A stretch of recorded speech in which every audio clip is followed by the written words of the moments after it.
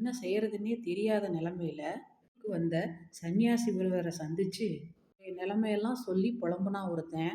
நீ வியாபாரம் செய்யணும்னு நினைச்சது தப்பு கிடையாது. என்ன வியாபாரம் செய்யணும்னு முடிவெடுத்ததுல தான் தவறு இருக்குது.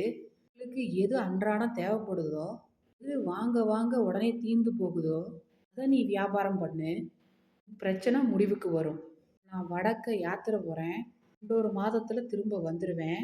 அப்ப மீண்டும் என்னை வந்து பாரு அப்படின்னு ஆசை கூட்டிட்டு போயிட்டாரு. எனக்கு இப்பதான் உண்மையே புரிஞ்சுது. மக்களோட தேவையை புரிஞ்சுக்காம நமக்கு சுலபமா இருக்குதே அப்படின்னு முடிவு பண்ணி இத்தனை நாள் வியாபாரம் பண்ணிட்டு இருந்தோம். அதனால தான் தோல்வி ஏற்பட்டது அப்படின்னு உணர்ந்துட்டான்.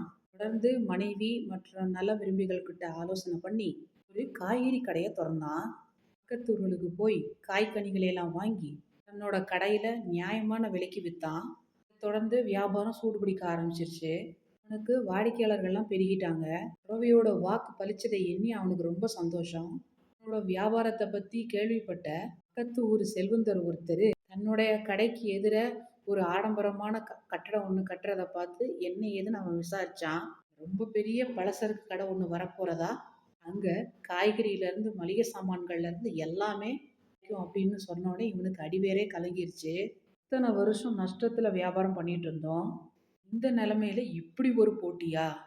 இந்த கடை கட்டி முடிக்கப்பட்டா எல்லாருமே இந்த கடைக்கு தான் போகணும்னு நினைப்பாங்க. கடையை யார் பார்ப்பாங்க? இறைவா! என்ன இது சோதனை அப்படின்னு ரொம்ப கலங்கிட்டான். இந்த நிலைமையில சன்னியாசியும் தன்னுடைய யாத்திரையை முடிச்சுட்டு திரும்பிட்டாரு. கிட்ட நடந்ததை சொல்லி இப்ப நான் என்ன செய்யணும் அப்படின்னு கேட்டான்.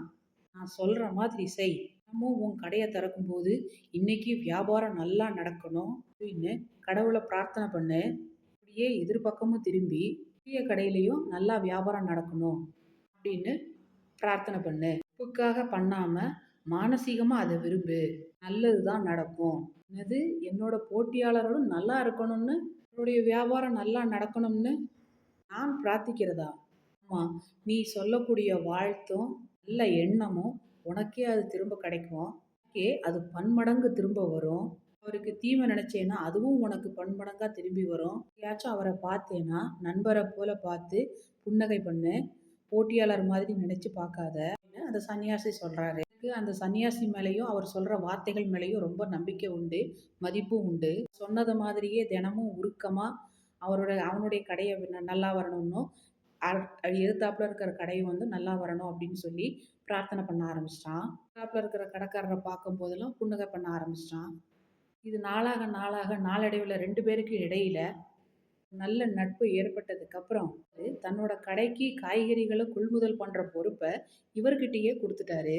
விளைவு என்னன்னா இவனுக்கும் பிசினஸ் பல மடங்கு உயர்ந்தது. நாளடைவில் இவனுடைய கடையும் நல்லா வளர்ந்தது.